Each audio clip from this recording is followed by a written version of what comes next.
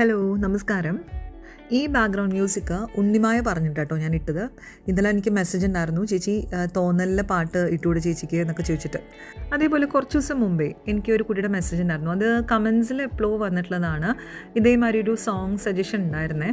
എനിക്ക് ആ സോങ് അത്ര പിടുത്തുണ്ടായിരുന്നില്ല. എന്നിട്ട് ഞാനത് ഗൂഗിൾ ചെയ്ത് നോക്കുകയൊക്കെ ചെയ്തു. അപ്പം നല്ല പാട്ടായിരുന്നു, പക്ഷെ ഞാൻ മറന്നുപോയി, ആളുടെ പേരും മറന്നു.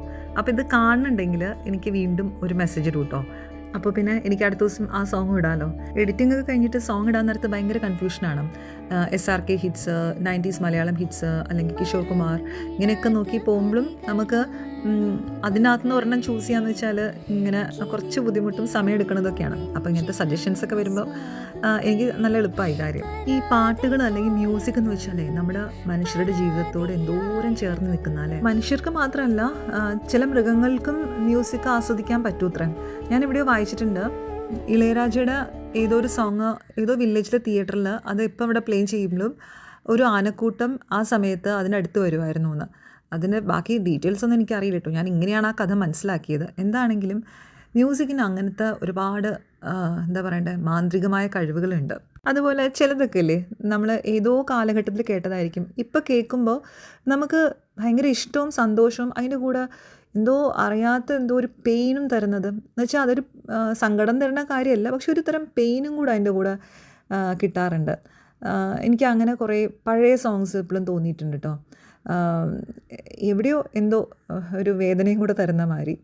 അതേമാതിരി പല പാട്ടുകളും നമ്മുടെ ചില വെക്കേഷൻസ് ഓർമ്മിപ്പിക്കും, ചില സീസൺ ഓർമ്മിപ്പിക്കും, അല്ലെങ്കിൽ ചില ഇൻസിഡൻസ് ഓർമ്മിപ്പിക്കും അല്ലേ.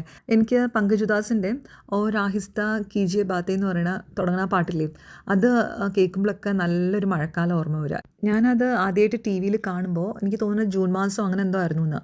നല്ല ഭംഗിയായിട്ട് മഴ പെയ്യുന്നുണ്ട്, എല്ലായിടും നല്ല ലഷ് ഗ്രീനാണ്, എല്ലാം കൊണ്ടും നല്ല കോസി ആയിട്ടുള്ള അറ്റ്മോസ്ഫിയറും നല്ല റൊമാൻറ്റിക് സോങ്ങും.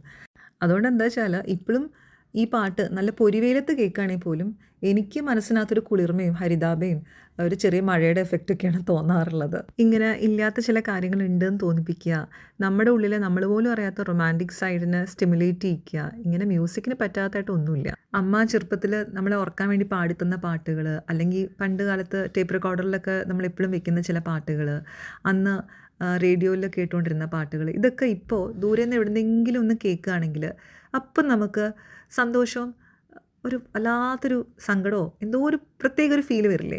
അതാണ് ഞാൻ ആദ്യം പറഞ്ഞ ആ ഒരു പെയിൻ. അത് മിക്കവാറും എല്ലാവർക്കും അനുഭവിക്കാൻ പറ്റിയിട്ടുണ്ടാവും അല്ലേ. അങ്ങനെ ഏതൊക്കെയോ പാട്ടുകൾക്ക് നമ്മൾ ഒറ്റ സെക്കൻഡ് കൊണ്ട് ഏതോ കാലഘട്ടത്തിലേക്ക് വലിച്ചുകൊണ്ട് പോകാനുള്ള കഴിവുണ്ട്.